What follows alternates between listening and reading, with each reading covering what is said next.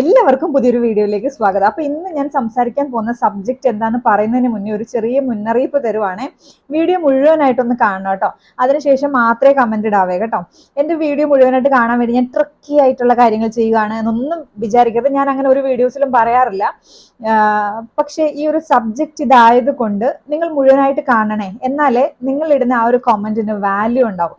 അപ്പൊ ഈ വീഡിയോ കാണാതെ ഇടുന്ന കോമന്റുകളും കണ്ടതിന് ശേഷം വരുന്ന കോമന്റുകളും കാണുമ്പോൾ നമുക്ക് മനസ്സിലാവും കേട്ടോ. അപ്പോ കഥ അറിയാതെ ആട്ടം കാണുമെന്നൊക്കെ പറയില്ലേ, അപ്പൊ അങ്ങനെ ആവരുത്. ഇത് കംപ്ലീറ്റ് ആയിട്ടൊന്ന് കാണുക. ഓക്കെ. അപ്പൊ ഇന്ന് ഞാൻ സംസാരിക്കാൻ പോകുന്ന വിഷയം, സത്യം പറഞ്ഞാൽ ഞാൻ ഒരുപാട് സമയം ചിന്തിച്ച് ഒരുപാട് കാര്യങ്ങൾ ഇങ്ങനെ ആലോചിച്ച് കൂട്ടിയൊക്കെ ചെയ്യുന്ന ഒരു വീഡിയോ ആണ്. എന്ന് വെച്ചാൽ ഞാൻ പറയാൻ പോകുന്ന കാര്യങ്ങളൊന്നും സ്ക്രിപ്റ്റ് അല്ല കേട്ടോ. കാരണം അങ്ങനെ സ്ക്രിപ്റ്റോട് കൂടി പറയാൻ പറ്റിയ ഒരു സബ്ജക്റ്റ് ഒന്നും അല്ല ഇത്. ഇന്നലെ സോഷ്യൽ മീഡിയയിലൂടെ എല്ലാവരും അറിഞ്ഞിട്ടുണ്ടാവും, നമ്മുടെ ബിഗ് ബോസ് സീസൺ 6 മത്സരാർത്ഥി ജാസ്മിൻ ജാഫറിന്റെ എക്സ് ലവറിന്റെ ഒരു വീഡിയോയും അദ്ദേഹം പറഞ്ഞ ഒരുപാട് കാര്യങ്ങളും അല്ലെ. അപ്പൊ അതിനെക്കുറിച്ച് എന്താണ് എൻ്റെ അഭിപ്രായം? ആ വീഡിയോ കണ്ടു കഴിഞ്ഞപ്പോൾ എനിക്ക് തോന്നിയ കുറെ തെറ്റായ കാര്യങ്ങൾ ചൂണ്ടിക്കാട്ടാൻ വേണ്ടിയാണ് ഞാൻ മെയിൻ ആയിട്ട് ഈ ഇങ്ങനെ ഒരു വീഡിയോ എടുത്തത് കേട്ടോ. ഈ ജാസ്മിന്റെ കാര്യങ്ങളെയൊക്കെ ചിലതൊക്കെ ഞാൻ വളരെ സീരിയസ് ആയിട്ട് തന്നെ എടുക്കുന്നത് കേട്ടോ. പക്ഷെ ഇങ്ങനെയുള്ള കാര്യങ്ങൾ അത്രേ കാണൂ എന്നാ വിചാരിച്ചത്. സത്യം, ഞാൻ ഉള്ളതുപോലെ തന്നെ തുറന്നു പറയുക. അതിനു മുമ്പായിട്ട് മറ്റൊരു കാര്യം വീണ്ടും പറയാം, ഞാൻ ആരുടെ PR-ഉം ആരുടെ ആർമിയിലോ അല്ലെങ്കിൽ ഗ്രൂപ്പിലോ ഒന്നും ഉള്ള ആളല്ല. ഞാൻ സപ്പോർട്ട് ചെയ്തു. അതിനപ്പുറത്തേക്ക് തെറ്റ് കണ്ടാൽ നമുക്ക് പറയാനുള്ള റൈറ്റുമുണ്ട്. ഓക്കെ. ആ വീഡിയോയിൽ അദ്ദേഹം പറഞ്ഞ ഒരു കാര്യങ്ങളും കള്ളമായിട്ട് എനിക്ക് തോന്നിയില്ല. എല്ലാം പച്ചയായ സത്യങ്ങൾ മാത്രമാണ് കേട്ടോ. ആ വീഡിയോയിൽ അദ്ദേഹം പറയുന്ന മറ്റൊരു വ്യക്തിയുണ്ട്, മുന്ന. പേര് പറയുന്നതൊന്നും കുഴപ്പമില്ലായിരിക്കും എന്ന് ഞാൻ വിചാരിക്കുന്നു. പക്ഷെ ഈ ഒരു കാര്യം എല്ലാവരിലേക്കും ഡയറക്റ്റ്ലി ക്ലാരിറ്റിയോട് കൂടി എത്തണമെങ്കിൽ ഈ പേരുകൾ പറഞ്ഞേ പറ്റൂ. ഓക്കെ, അതുകൊണ്ടാണ് ഞാൻ പേര് പറയുന്നത്. എനിക്ക് എൻ്റെ ചാനൽ കൂടെ ഒരു വ്യക്തികളുടെ പേരോ അല്ലെങ്കിൽ അവരുടെ ജീവിത സാഹചര്യങ്ങളോ ഒന്നും പിച്ച് ചീന്തണം എന്ന് ഒട്ടും ആഗ്രഹമില്ലാത്ത ഒരാളാണ് കേട്ടോ. കാരണം നമ്മൾ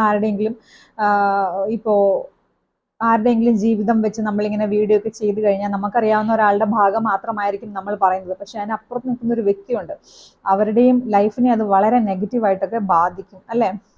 ചിലപ്പോൾ ഇതൊക്കെ കഴിഞ്ഞ് കഴിയുമ്പോഴത്തേക്കും എല്ലാവരും മറന്നെന്ന് വിചാരിക്കും. പക്ഷെ ഒരു 8, 9, 10 വർഷം കഴിഞ്ഞിട്ട് ഓപ്പോസിറ്റ് നിൽക്കുന്ന ആൾക്ക് ഒരു ജീവിതമൊക്കെ വേണ്ടതാണല്ലോ. അപ്പൊ ആരെങ്കിലും ഈ പുള്ളി എങ്ങനെയാ നോക്കട്ടെ, പണ്ട് ഇങ്ങനെ ഒരു വാർത്തയൊക്കെ യൂട്യൂബിലൊക്കെ വന്ന് ഒന്ന് അടിച്ചു നോക്കട്ടെ എന്ന് പറഞ്ഞു കഴിഞ്ഞാൽ, ഇങ്ങനെയുള്ള വീഡിയോസ് ഒക്കെ കയറി വന്നു കഴിഞ്ഞാൽ അത് അവരുടെ ജീവിതത്തെ വല്ലാണ്ട് ബാധിക്കും എന്നൊക്കെ ഉള്ളൊരു ചിന്ത എന്നെ ഇങ്ങനെ അലട്ടുന്നത് കൊണ്ട് ആരുടെയും ജീവിത പ്രശ്നങ്ങളൊന്നും ചർച്ച ചെയ്യേണ്ട കാര്യമില്ല എന്നൊക്കെ ഞാൻ ഇങ്ങനെ ചിന്തിച്ചിരുന്നു. ഇങ്ങനെ എക്സ് റിലേഷൻഷിപ്സിന്റെ കാര്യങ്ങളൊക്കെ ഇങ്ങനെ സോഷ്യൽ മീഡിയയിൽ വരുമ്പോൾ ഞാൻ അത് എക്സ് റിലേഷൻഷിപ്പ്, ലവേഴ്സ് അല്ലേ, ഹസ്ബൻഡ് ഒന്നും അല്ലല്ലോ, ഇങ്ങനെ ഞാൻ ചിന്തിച്ചിട്ടുണ്ട്. പക്ഷെ ഇന്നലെ ആ വീഡിയോ കണ്ടു കഴിഞ്ഞപ്പോൾ ഒരുപാട് ഞാൻ ചിന്തിച്ചു. ഞാൻ നേരത്തെ പറഞ്ഞ കണക്ക് ഈച്ച് ആൻഡ് എവറി പോയിന്റ്സ് ഞാൻ ചിന്തിച്ചപ്പോൾ അദ്ദേഹം പറഞ്ഞ ഒരു കാര്യങ്ങളിലും ഒരു തെറ്റുമില്ല എന്ന് എനിക്ക് മനസ്സിലായി കേട്ടോ. പച്ചയായ കുറെ സത്യങ്ങളാണ് അദ്ദേഹം പറയുന്നത് എന്ന് എനിക്ക് മനസ്സിലായി. അദ്ദേഹത്തിന്റെ സ്ഥാനത്ത്, അഫ്സൽ എന്ന് പറയുന്ന അദ്ദേഹത്തിന്റെ സ്ഥാനത്ത് ഞാനായിരുന്നുവെങ്കിൽ ഞാൻ എന്ത് ചെയ്യുമായിരുന്നു? അത് തന്നെയാണ് അദ്ദേഹം ചെയ്തത്. ഒരു പക്ഷേ കുറച്ചുകൂടെ ക്ഷമയോടെ കാത്തിരുന്നിട്ടാണ് അദ്ദേഹം ഇങ്ങനെയൊക്കെ ചെയ്തത്. അതായത് ഒരു പെൺകുട്ടിയെ വിവാഹം കഴിക്കണമെന്ന് അദ്ദേഹം തീരുമാനിക്കുന്നു. അദ്ദേഹത്തിന്റെ ഫാമിലി ഒരുപാട് കഷ്ടപ്പെട്ട് അവരെ കൺവിൻസ് ചെയ്ത് ഈ ഒരു വിവാഹത്തിലേക്ക് വീട്ടുകാരെ കൂടെ കൊണ്ടെത്തിക്കുക എന്ന് പറഞ്ഞാൽ ഒരു പുരുഷൻ എടുക്കുന്ന വലിയൊരു അധ്വാനം തന്നെയാണ് അത് കേട്ടോ. ശാരീരിക അധ്വാനം മാത്രമാണ് അധ്വാനം എന്ന് ആരും വിചാരിക്കരുതേ. അവർക്ക് അതിനിടയിൽ സ്ട്രെസ് ഉണ്ട്. ഇവരെയൊക്കെ എങ്ങനെയാണ് പറഞ്ഞ് കൺവിൻസ് ചെയ്യുക എന്നുള്ള ഒരുപാട് പ്രഷർ പോയിന്റ്സിലൂടെയൊക്കെയാണ് ഇവര് ഒരു വിവാഹം എന്ന് പറയുന്ന ഒരു സംഭവത്തിലേക്ക് വീട്ടുകാരെ പറഞ്ഞു കൊണ്ട് എത്തിപ്പിക്കുന്നത്. അപ്പൊ അത്രയും കഷ്ടപ്പാടും അദ്ദേഹത്തിന്റെ അത്ര നാളത്തെ സ്നേഹവും എല്ലാം ഒറ്റ നിമിഷം കൊണ്ട് ജാസ്മിൻ ജാഫർ എന്ന് പറയുന്ന പെൺകുട്ടി തള്ളിക്കളഞ്ഞു എന്ന് ഇദ്ദേഹത്തിന് മനസ്സിലായപ്പോഴാണ് ഇദ്ദേഹം ഇന്നലെ ഒരു വീഡിയോ ഇട്ടതെന്ന് എനിക്ക് മനസ്സിലായി. അതിനപ്പുറത്തേക്ക് ആർമി ഗ്രൂപ്പുകാരും ഫാൻസും ഒക്കെ പറയുന്നത് പോലെ ജാസ്മിന് വോട്ട് കിട്ടാതിരിക്കാൻ വേണ്ടി, അല്ലെങ്കിൽ ഫിനാലെ എത്തുവാണല്ലോ, അപ്പോൾ സപ്പോർട്ട് കുറയാൻ വേണ്ടിയിട്ട് കുറെ ആളുകൾ ചേർന്ന് ഇറക്കിയ ഒരാളാണ് അഫ്സൽ എന്നുള്ളത് വളരെ തെറ്റായിട്ടുള്ള ഒരു ആരോപണം മാത്രമാണ് എന്ന് എനിക്ക് മനസ്സിലായി. കാരണം ജിൻഡോ എന്ന് പറയുന്ന വ്യക്തിയോട് ജാസ്മിൻ ജാഫർ പറയുന്നുണ്ട്, അഫ്സൽ എന്ന് പറയുന്ന ആളെ ജസ്റ്റ് ഞാൻ തിരികെ ബിഗ് ബോസ് കഴിയുമ്പോൾ നോക്കാം എന്നുള്ളൊരു ബന്ധമേ ഉള്ളൂ. ഉറപ്പിക്കലോ എൻഗേജ്മെന്റോ ഒന്നും കഴിഞ്ഞിട്ടില്ല. വന്നു കഴിഞ്ഞ് നോക്കാം എന്ന് തള്ളി പറയുന്നത് നമ്മളൊക്കെ കണ്ടു അല്ലെ. അദ്ദേഹം ആ വീഡിയോയിൽ കാണിക്കുന്നുണ്ട് ആ തെളിവുകൾ. അത് കണ്ടപ്പോൾ വളരെയധികം സങ്കടം തോന്നി. അവൾക്ക് വേണ്ട സകല സാധനങ്ങളും വാങ്ങിക്കൊടുത്ത് ഈ ഷോയിലേക്ക് അവളെ വിടാൻ ഏറ്റവും അധികം സപ്പോർട്ട് ചെയ്തൊരു മനുഷ്യനെ ഒറ്റ നിമിഷം കൊണ്ട് തള്ളി പറഞ്ഞു എന്നുള്ള കാര്യം കണ്ടപ്പോൾ സത്യം പറഞ്ഞാൽ എനിക്ക് വളരെയധികം സങ്കടവും ഭയങ്കര വിഷമവും ഒക്കെ എനിക്ക് തോന്നി കേട്ടോ. ഞാൻ പറഞ്ഞില്ലേ, ഒരുപാട് സമയം ഞാൻ ഇതിനെക്കുറിച്ച് ഇങ്ങനെ ചിന്തിച്ചു വന്നു. വളരെ സങ്കടത്തോടു കൂടി തന്നെയാണ് ചിന്തിച്ചത് കേട്ടോ.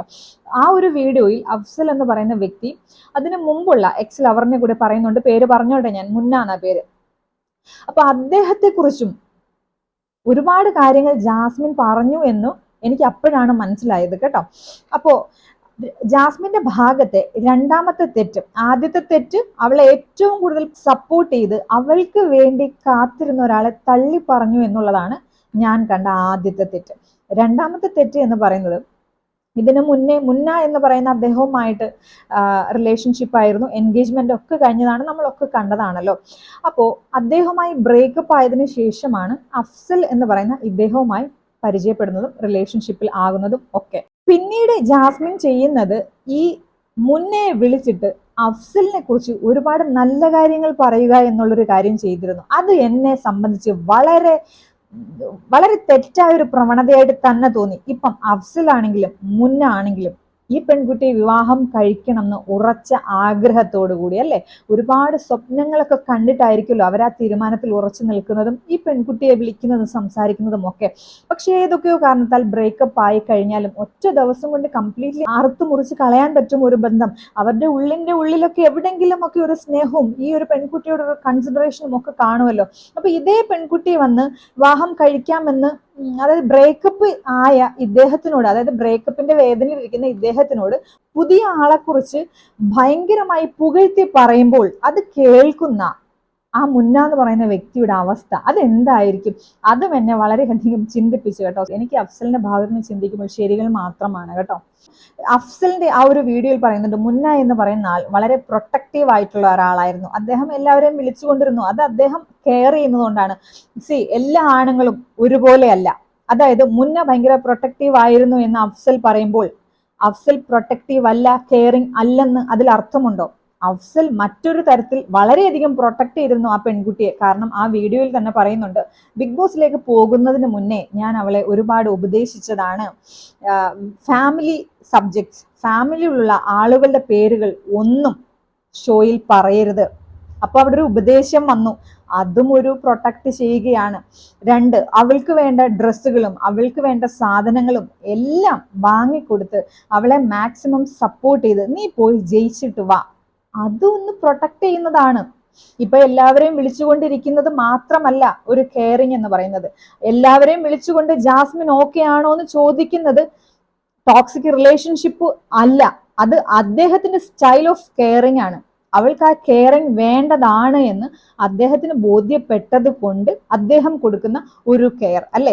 ഇപ്പൊ നമ്മൾ വിവാഹം കഴിക്കുന്ന ഹസ്ബൻഡ് ആണെങ്കിലും വിവാഹം കഴിക്കാൻ നിശ്ചയിച്ചിരിക്കുന്ന ആളുകളൊക്കെ ആണെങ്കിലും ഒരു 95% നമ്മളെക്കാട്ടിലും മിനിമം ഒരു 3 വയസ്സിനെങ്കിലും മുതിർന്നതായിരിക്കുമല്ലോ. ഇനി ഈക്വൽ ആണ് പ്രായം, രണ്ടുപേർക്കും സമപ്രായക്കാരാണെങ്കിൽ പോലും ഭർത്താവ് അല്ലെങ്കിൽ നമ്മൾ വിവാഹം കഴിക്കാൻ പോകുന്ന ആൾ എന്ന് പറഞ്ഞാൽ നമ്മൾക്ക് നമ്മുടെ പിതാവിനോളം പോകുന്ന ഒരു ബഹുമാനം തോന്നുന്ന ഒരാളാണ്, അല്ലെ? അതായത് നമ്മുടെ പിതാവ് കഴിഞ്ഞാൽ നമ്മളെ ഏറ്റവും അധികം പ്രൊട്ടക്ട് ചെയ്ത് നമ്മുടെ രക്ഷകർത്താവ്, അല്ലെ? അങ്ങനെ തന്നെ ഒരു റിലേഷൻഷിപ്പിൽ ഇരിക്കെ തന്നെ ആ വ്യക്തിയെ കുറിച്ച് ഫ്രണ്ട് സർക്കിളിൽ ഇദ്ദേഹം ടോക്സിക് റിലേഷൻഷിപ്പ് ആണ് കീപ്പ് ചെയ്യുന്നത്, എനിക്കിത് സഹിക്കാൻ പറ്റുന്നില്ല എന്ന് പറഞ്ഞാൽ അതും ഒരു തെറ്റ് തന്നെയാണ്.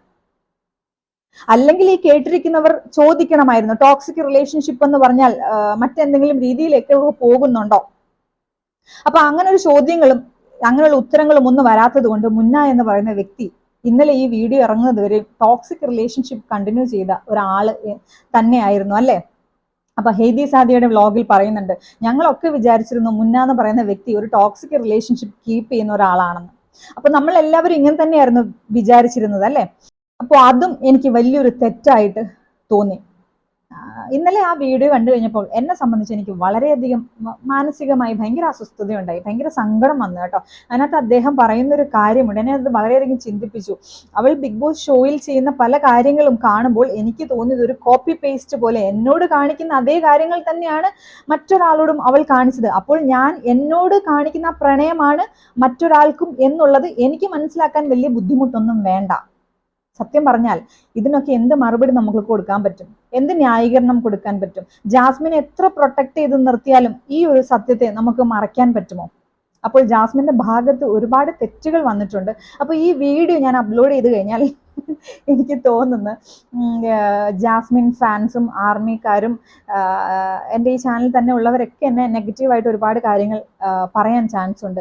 ഞാൻ പറയുകയാണ്, ആ വീഡിയോയിൽ അഫ്സൽ പറഞ്ഞ കാര്യങ്ങളെല്ലാം വളരെ കറക്റ്റ് ആണെന്ന് എനിക്ക് മനസ്സിലായി. തോന്നി എന്ന് പറഞ്ഞാൽ അതൊരു ഉറപ്പില്ലാത്തൊരു വാക്കായി പോകും. എനിക്കത് 100% സത്യമാണെന്ന് മനസ്സിലായി കേട്ടോ.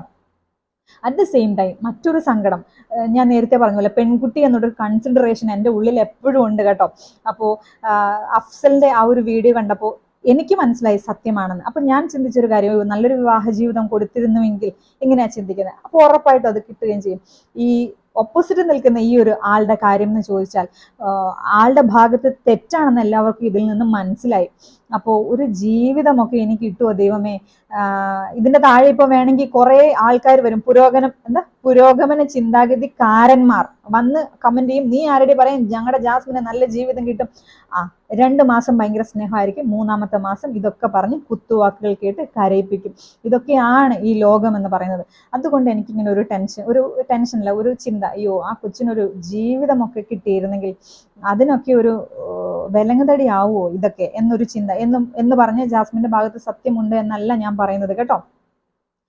ഇപ്പം കൊലപാതകികളാണെങ്കിലും കള്ളന്മാരാണെങ്കിലും ഇനി എന്ത് തെറ്റ് ചെയ്യുന്നവരാണെങ്കിലും നമ്മളൊക്കെ പറയാറില്ലേ, ഒരു കല്യാണം കഴിഞ്ഞ് കഴിഞ്ഞാൽ അതൊക്കെ മാറുമെന്ന്, ആള് നന്നായിക്കൊള്ളും. അങ്ങനെ പോലും പറയാനൊരു ലോജിക്ക് ഈ ഒരു കാര്യത്തിൽ ഈ കുട്ടിയോട് ഇല്ലല്ലോ എന്ന് ആലോചിക്കുമ്പോൾ സത്യം പറഞ്ഞാൽ എനിക്ക് ഭയങ്കര സങ്കടമുണ്ട് കേട്ടോ.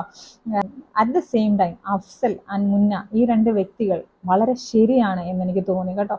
പ്രൊട്ടക്റ്റീവായ ഒരു മനുഷ്യൻ ചിന്തിക്കുന്നതും സ്നേഹിക്കുന്നതും ഒരു തെറ്റല്ല. വീണ്ടും അത് ഓർക്കണമേ, ഓവർ പ്രൊട്ടക്റ്റീവ് അല്ലെങ്കിൽ ഓവറായിട്ട് കെയർ ചെയ്യുന്നു എന്നുള്ളതല്ല ടോക്സിക് റിലേഷൻഷിപ്പ്. അത് ജാസ്മിൻ മറ്റുള്ളവരുടെ ഇടയിലേക്ക് പറഞ്ഞത് അവർ വിശ്വസിച്ചു പോയി, അത് അവരുടെ തെറ്റ്. ടോക്സിക് റിലേഷൻഷിപ്പ് എന്നൊക്കെ പറഞ്ഞ ഒരു വീഡിയോ കൊണ്ടൊന്നും തീരത്തില്ല. ഒരാൾക്ക് അഡ്ജസ്റ്റ് ചെയ്യാൻ പറ്റാത്ത, ഞാൻ സിമ്പിൾ ആയിട്ടൊരു എക്സാമ്പിൾ പറയാം. അയാൾ ടോക്സിക് റിലേഷൻഷിപ്പ് ആണ് എന്ന് വളരെ സില്ലി ആയിട്ട് ഒരു പെൺകുട്ടിക്ക് പറയാൻ പറ്റില്ല അവൾ ടോക്സിക് റിലേഷൻഷിപ്പിലാണ് എങ്കിൽ.